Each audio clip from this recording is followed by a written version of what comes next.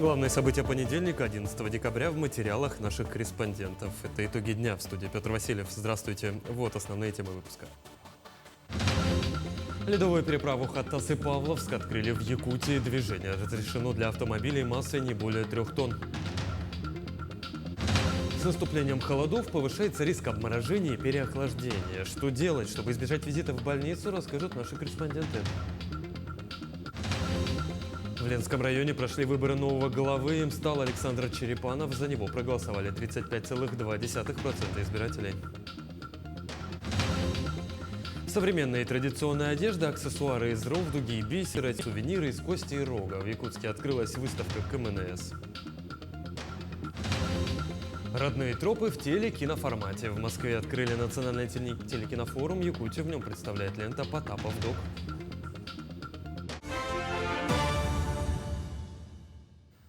С 11 декабря официально открыта ледовая переправа между Якутском и Мегейно-Кангаласским районом. Напомню, что еще на прошлой неделе о возможности пересечения реки на автомобиле специалисты ГИМС и Управдора говорили с осторожностью. Для того, чтобы дислокация с одного берега на другой не превратилась в реальности в строки «кому память, кому слава, кому темная вода», все это время на реке Лене велись работы по увеличению толщины ледового покрова. Чем это закончилось и когда большие грузы смогут переправляться с берега на берег, знает моя коллега Надежда Саханская. Первая колонна из автомобилей уже выстроилась в ожидании открытия переправы. По сравнению с прошлым годом, в этот раз эксплуатацию объекта Хатас-Павловск запустили гораздо позже из-за сложившихся погодных условий. И то приходилось дополнительно намораживать ледовый покров. Намораживание льда производится помпой на базе трактором ТЗ-82. И на торосах работают 2 бригады. Они заливают мотопомпами. Сейчас минимальная толщина льда на участке составляет 35 сантиметров, так что движение разрешено для автомобилей общим весом не более 3 тонн. Впрочем, о безопасности водителей не забыли. Переправа оборудована с обоих берегов. Полностью переправа обустроена, установлены знаки с скоростным режимом 20 км в час. В целом оборудовано с 2 сторон, с левого берега и правого, пунктами весового контроля. Грузоподъемность на переправе будут поднимать поэтапно. Как сообщает Минтранс Якутии, ориентировочно с 20 декабря по ледовой переправе Хатас-Павловск разрешат движение транспорта до 20 тонн. С 28 декабря до 30 тонн, а с 6 февраля до 40 тонн. С 5 же января заработает автозимник Якутск-Нижний Бестях. С 13 января там грузоподъемность увеличат до 20 тонн, с 20 января до 30 тонн, с 5 февраля до 40 тонн.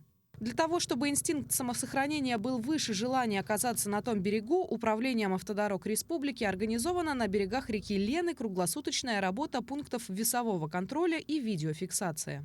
И хотелось бы отметить водителям передвигаться только по официальным открытым ледовым переправам с соблюдением тоннажа.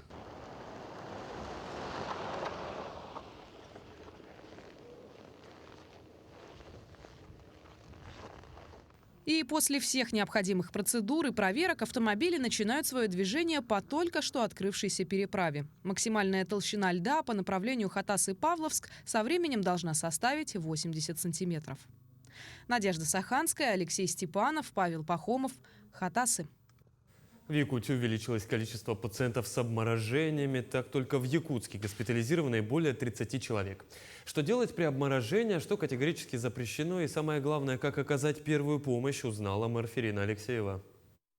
Зимний период в ожоговом центре характерен потоком пациентов. Начиная с начала декабря в среднем в сутки обращаются 10 граждан с обморожением.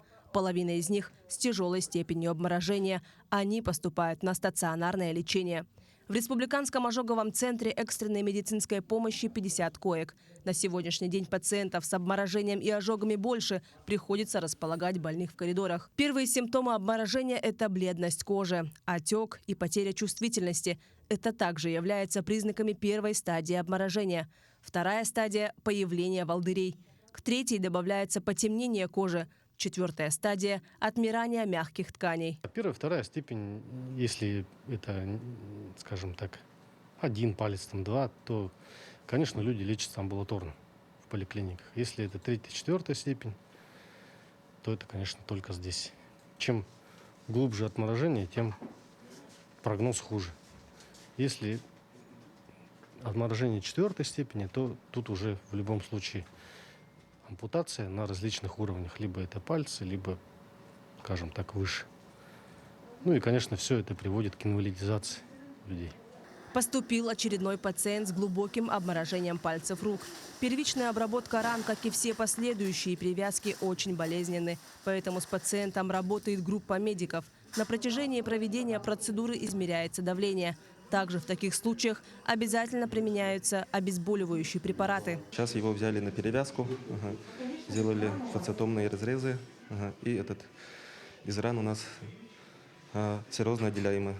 Перевязки очень болезненные. Как видите, на перевязке работает очень много людей. Лечится очень долго. И ждем демаркационную линию. Демаркационная линия – это когда вот уже идет сухой некроз мягких тканей.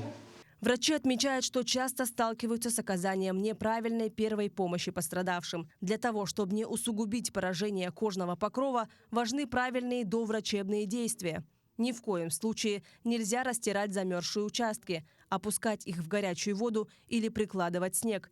Необходимо зайти в теплое помещение, обернуть место травмы плотной сухой тканью или одеялом и вызвать скорую помощь. В период сильных холодов врачи призывают жителей Якутии быть осторожными, одеваться соответственно погоде и обязательно рассказывать о правилах поведения в мороз детям и подросткам.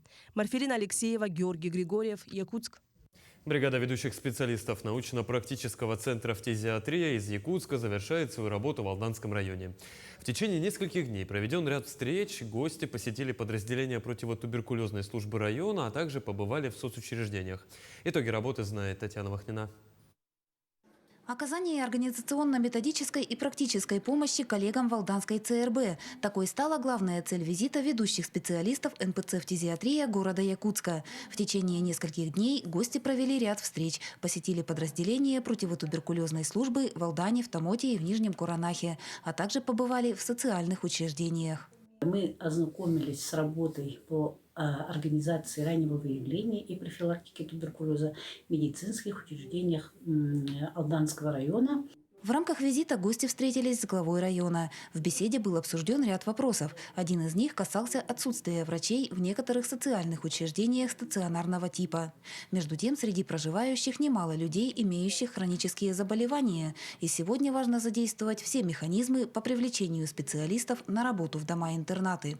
Хотелось бы сказать, что население Алданского улуса обязательно проходили флюорографическое обследование, потому что это очень важно для на ранней стадии выявить туберкулез, в начальной стадии. Также в беседе с главой района были затронуты иные проблемы. Делегаты отметили необходимость усиления межведомственного взаимодействия при проведении профилактической работы с лицами из групп риска. Со своей стороны мы, конечно же, окажем те профилактические мероприятия, которые будут проводить, окажем поддержку у них. Постараемся отработать с главами, отработать и с МВД в части прохода по тем квартирам, помещениям, где могут находиться люди, которые подвержены этому заболеванию. Посетив подразделение противотуберкулезной службы района, специалисты НПЦ «Фтизиатрия» ознакомились с отделением лучевой диагностики Алданской ЦРБ.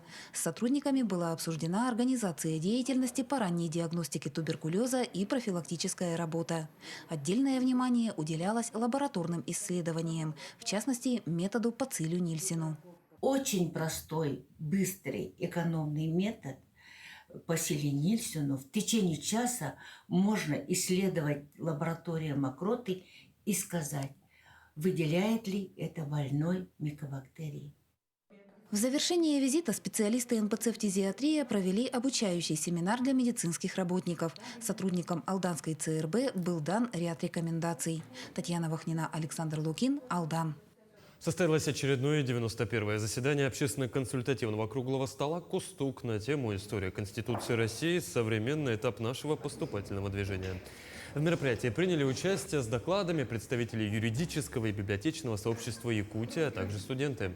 Участники обсудили влияние основного закона на правовую систему, гражданское общество, суверенитет и территориальную целостность России, а также перспективы его совершенствования. 12 декабря мы будем отмечать 30-летие принятия основного закона нашей страны, Конституции Российской Федерации. Тогда была проведена огромная работа по подготовке проекта данной Конституции. И в этой работе большую роль сыграли представители республики во главе с нашим первым президентом Михаилом Ефимовичем Николаевым. Конечно же, Конституция – это огромный потенциал для развития. Каждый человек может реализовать себя в той или иной сфере. Студенты Алданского политехнического техникума приняли участие в конференции «Судьба солдата. Теория и практика архивных исследований». Мероприятие состоялось в Москве в течение нескольких дней. Десятки экспертов из разных стран делились опытом в методиках поисковых работ. Также на различных площадках прошли круглые столы и секционные заседания по установлению фронтовой судьбы погибших и пропавших без вести во время Великой Отечественной войны. В Алданском политехническом техникуме поисковое движение развивается уже 3-й год, и к нему примкнуло много молодых людей. Они выезжают на полевые работы, а также активно изучают архивные материалы.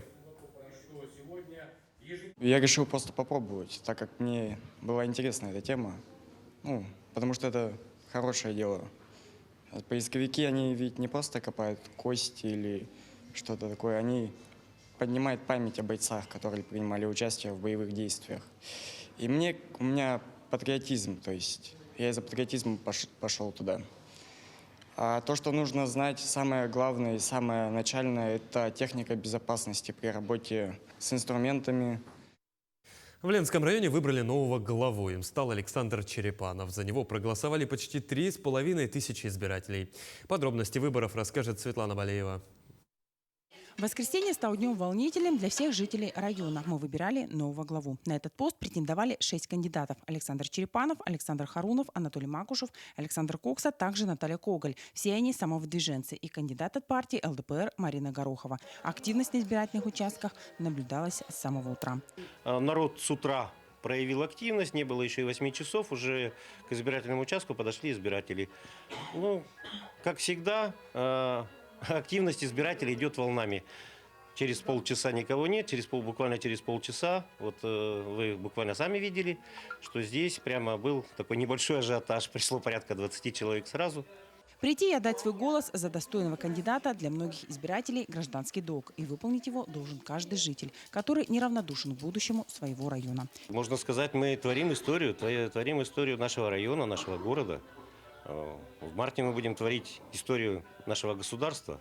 От нашего выбора зависит дальнейшая история города, района. Я всегда принимаю участие в выборах, считаю, что это необходимо.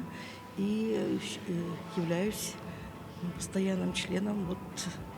Сама когда-то была в избирательной комиссии, поэтому это необходимо. В голосовании приняло участие более 36% избирателей. Голоса разделились следующим образом. Вперед с большим отрывом вырвался Александр Черепанов. За него проголосовало 3405 человек. Александр Кокса набрал 2270 голосов. Анатолий Макушев – 2069. Александр Харунов – 1530. Глава района – это очень серьезно. Дай бог, кто победит, тому хвала, честь и всего хорошего на новом посту. Первым нового главу района с уверенной победой поздравил Айсен Николаев. Он пожелал молодому руководителю и его команде оправдать доверие жителей Ленского района и сделать все для дальнейшего его динамичного развития.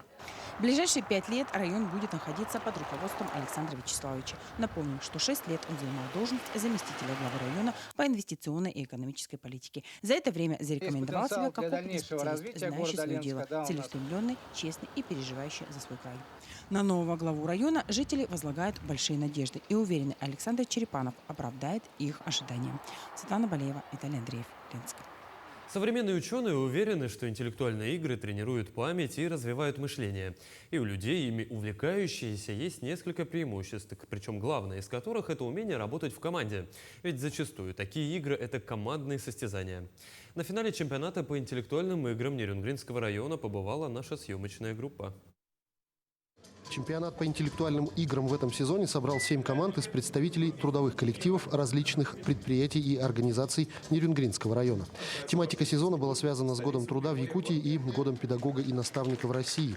Но вопросы финала посвящены России и ее великим историческим, географическим и экономическим свершениям. Идея удалась.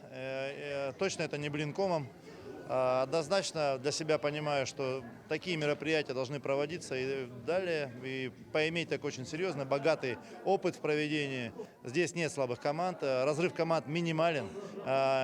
Чтобы вы понимали, между вторым и третьим местом 1/10 балла. То есть вот такой накал страстей кипел на протяжении всего года. И поэтому я уверен, что третьи интеллектуальные игры будут еще серьезнее, еще, как говорится, интереснее и захватывающе. Чемпионат в этом году состоял из 6 этапов, которые прошли в различных форматах. Это и классический квизатлон, и эрудит-марафон, и игра «Якутский снайпер». Команды ответили на сотни легких, сложных и визуальных вопросов, получали баллы за правильные ответы и теряли за неправильные. В нашем районе наблюдается большая потребность в реализации интеллектуального и творческого потенциала жителей нашего района. И благодаря этому чемпионату многие сотрудники организаций и предприятий могут реализовать свою эрудицию, свою начитанность, свои какие-то творческие навыки именно через этот чемпионат. Именно он и поддерживается главой района, поддерживается районными властями, и поэтому так успешно реализуется и имеет грандиозный успех среди предприятий и организаций нашего района. Слаженная работа команд и высокий уровень разносторонних знаний позволили показать отличный результат. Но среди умных всегда будут самые умные. И в этом сезоне свой статус чемпиона вновь подтвердила команда «Деспасито», победители прошлого сезона, заняв первое место с минимальным отрывом от соперников. Игра – это на самом деле целая жизнь. Это огромная подготовка, это работа в команде. И не только по каким-то там поиску знаний непосредственно. Это работа с коллективом. Это вот нахождение умения слышать друг друга в сложных ситуациях и подставлять плечо. Вот именно помогать друг другу. Только это на самом деле и дает победный результат. Традиционно главным призом стала рождественская поездка. В этом году во Владивосток. И также традиционно команда «Деспасито» передала свой приз детям. На этот раз новогодние каникулы в столице Приморья проведут отличившиеся участники движения первых из 13-й школы города Нерюнгри. Иван Лазаренко, Захар Головин, Вадим Барашков, Нерюнгри. В Московском доме национальностей состоялся конкурсный показ документального фильма «Потапов док», посвященный якутскому театральному и кинорежиссеру Сергею Потапову в рамках программы 7-го национального телекиноконкурса «Родные тропы». Картина стала финалистом в номинации «Лучшие документальные фильмы о коренных народах России», которые вышли в 22-23 годах. На отборочный этап всего было подано 173 заявки, в финал вышли 50 работ из 35 регионов. На телекинофоруме Якутию представила автор фильма «Потапов док», питерский режиссер и продюсер и сценарист Мила Кудряшова. Отмечу, что кинотеатральная премьера документального фильма «Потапов док» прошла в Сенегале. Ну что мне стоит фильм тебе дать? У нас это очень важное событие, да, поскольку я сейчас представляю Якутию. Единолично, но команда у меня якутская, и фильм наполовину снят на якутском языке. Этот фильм сейчас будет путешествовать по фестивалям, он появится на различных платформах, и в будущем году, в начале будущего года, произойдет премьера на НВК «Саха», да, для большой аудитории. Национальный кинематограф в России процветает и развивается. И в этом телекиноконкурсе у нас представлены и Алтай, Тыва, Бурятия, Удмуртия. Те фильмы, которые проходят здесь показы, это открытые показы, открытые встречи с авторами. И для авторов тоже важно организовывать и проводить такие встречи, прямые открытые встречи с зрителями. Венскую сказительницу Зинаиду Самсоненко с ее книгой «Священная олень» 8 декабря торжественно наградили в Москве за победу в 5-м сезоне Общероссийской литературной премии «Дальний Восток» имени Арсеньева в номинации «Проза для детей». Победитель в номинации «Длинная проза» писатель из Башкирии Камиль Зиганшин за повесть «Щедрый буге». Лучшим в номинации «Короткая проза» признали произведение бурятского автора Сергея Доржиева «Звезда наша путеводная». Кроме того, специальными дипломами премии отметили писательницу, неоднократную участницу и финалистку премии, автора сказочной серии книг, в которой входят «Сказочная Камчатка», «Сказочная Якутия» и «Сказочный Сахалин» Александру Агафонову.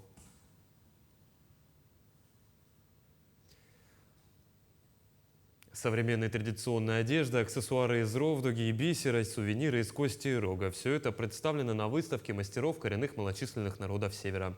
Она становится традиционной и проводится уже в честь Дня ассоциации КМНС Якутии, который отмечается 12 декабря. Что еще представили мастера на выставке, расскажет Даяна Федорова. На выставке принимают участие 46 мастеров и умельцев из 16 районов республики и города Якутска. Здесь представлены аксессуары, картины, авторские куклы и уникальные аутентичные шапки народов Севера. Елена Тарабукина приехала из Среднеколымского района. Она очень редко выезжает за пределы родного поселка. Уникальная возможность воочию увидеть работы и познакомиться с ее творчеством в рамках выставки представилась нашей съемочной группе. Шапка двусторонняя. Одна сторона сшита из выделанных беличьих шкурок, а внутренняя из шкурки пыжика-олененка. Шапка очень теплая, поэтому, когда человек отправляется в долгую дорогу, ее края защищают от ветра и холода. Также на выставке представила свои работы Ирина Павлова. Она приехала из Нижнеколымского района. Она сама шьет обувь, рукавицы и меховые шапки для своей семьи, которые передаются традиционно из поколения в поколение. Это большая шапка моя, а вот эта маленькая шила в 1987 году для средней дочери Валентины. И после нее вот эту маленькую шапочку одевали сестренка, младший братик, и теперь одевает внучки. И до того, вот, если человек хорошо сохранит, вот, как надо вот эту меховую одежду, то можно одевать годами. Аутентичные шапки представлены в рамках республиканского конкурса головных уборов коренных малочисленных народов Севера. Подобные выставки проводятся в том числе и для того, чтобы открыть новые имена талантов. В этом году впервые принимают участие мастерицы и учащиеся школ из Оленёкского, Анабарского и Нижнеколымского улусов.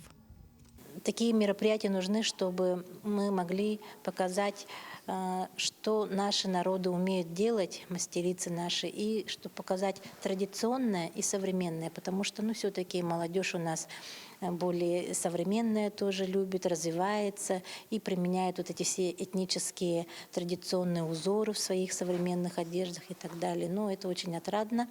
Ну и самая главная задача, мы должны сохранить нашу культуру, язык, чтобы наши народы сохранились. Итоги конкурса подведут уже совсем скоро. Победители и призеры будут награждены дипломами, сертификатами и памятными призами. Выставку можно посетить до 13 декабря в мраморном зале Дома дружбы народов. Даяна Федорова, Иван Сорокаумов, Якутск.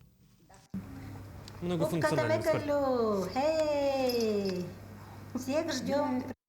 Многофункциональный спортивный комплекс на улице Ильминская в Якутске должны ввести до конца мая следующего года. Спорткомплекс станет одним из объектов игр «Дети Азии». Там планируют соревнования по волейболу среди девушек. Так, площадь двухэтажного комплекса в 2800 квадратных метров. Предусмотрен здесь универсальный зал с трибунами для зрителей на 400 мест. Ну а на втором этаже тренажерные и боксерские залы. Сейчас идет внутренняя отделка. Объект возводят по госпрограмме развития физкультуры и спорта и национальной программе Якутска. Этот объект, здесь будет находиться одна из детских спортивных школ города Якутска. Да, и здесь, конечно же, как мы знаем, в Сайцарском округе отдельных таких больших спортивных залов практически нету, да, только спортивных залов, только школ, наверное, да. И вот для населения, чтобы вот население вечернее время, да, и утреннее время, чтобы занимались, чтобы в целях увеличения количества систематически занимающихся, да, чтобы развить массовый спорт. «Время чудес» – такое название носит конкурс, результаты которого подвели в начале декабря. Участие в акции приняли подопечные благотворительного фонда «Харескал». Рисунки победителей нанесены на новогодние открытки. И каждый желающий может поздравить своих близких, отправив открытку с добрыми пожеланиями. Подробнее об акции расскажет Вероника Таюрская. С 11 декабря все желающие могут бесплатно заполнить новогодние открытки, украшенные детскими рисунками, и отправить своим близким по всей России. Такую возможность предоставляют партнеры данной акции. Почта России участвует в этой акции в 3-й раз уже, как логистический партнер. Мы установили 2 почтовых ящика, выносных таких, специальных для этой акции. Вот акция такая, что Почта России для жителей республики отправит новогоднюю открытку бесплатно по всей России. Как сообщила руководитель проектов благотворительного фонда «Харескал» Елизавета Зарубина, в этом году в конкурсе приняло участие более 40 работ. Работники Центра «Мои документы» выбрали победителей. Ими стали 16-летняя Елена Готовцева из столицы республики и 6-летний Роман Ильин из Нерюнгри. Данная акция «Время чудес» была призвана провести творческий конкурс среди наших подопечных для того, чтобы их рисунки попали в данную акцию. Когда МФЦ предложили нам принять участие в данной акции, мы поняли, что это хороший способ провести творческий конкурс среди наших подопечных для того, чтобы смотивировать ребят принять участие и, конечно же, раскрыть свои творческие способности. Акция «Время чудес» проводится с 2021 года и призвана создать новогоднее настроение не только тем, кто заполняет и отправляет открытку, но и, конечно же, ее получателям. За все время проведения акции было отправлено свыше 10 тысяч новогодних открыток. Сегодня мы запускаем нашу уже традиционную ежегодную акцию, которая называется «Время чудес». Суть этой акции, что любой посетитель Центра «Мои документы» и наших партнеров может абсолютно бесплатно отправить открытку по всей России. Более того, воспитанники этого фонда провели конкурс, рисовали рисунки и вот выбрали 2 победителя, которые стали образцом для этих открыток. Новогодние открытки можно в филиале Центра «Мои документы» на Амосова, 18 и в офисе Алмаз-Эргейнбанка по адресу Ленина, 10. Вероника Таюрская, Павел Пахомов. Таким увидели этот день наши корреспонденты. Ну а я с вами прощаюсь. Всего доброго и до новых встреч.